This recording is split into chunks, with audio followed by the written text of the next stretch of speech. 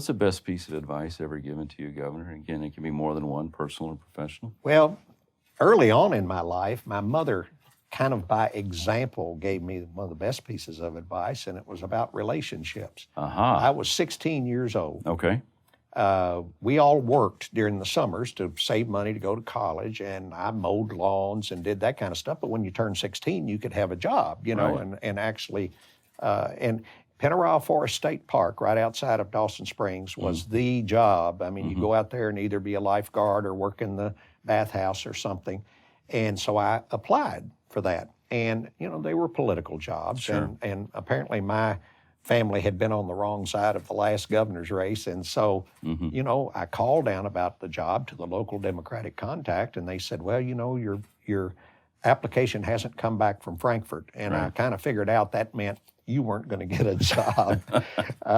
And I told my mother, and my mother said, look, I want you to go see a friend of mine, Clint Meadows. Okay. And he was a very wealthy guy in town and a big donor to the Democratic causes. And I said, Mom, I don't even know Clint Meadows. And she said, doesn't matter. He knows us. He knows me, he knows your dad, knows our family. And I just want you to call him up and just go tell him that you're wanting to get a job at Pennyrile.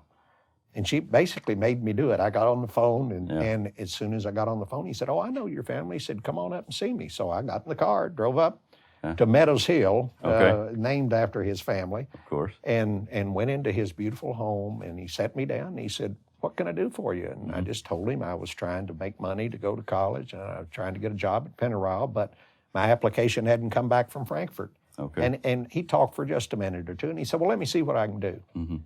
Well, 2 days later, my phone rang, and it was the Democratic contact in town. They said, you know what, your application just came back from Frankfort. And so I'm sure Mr. Meadows called down. Sure.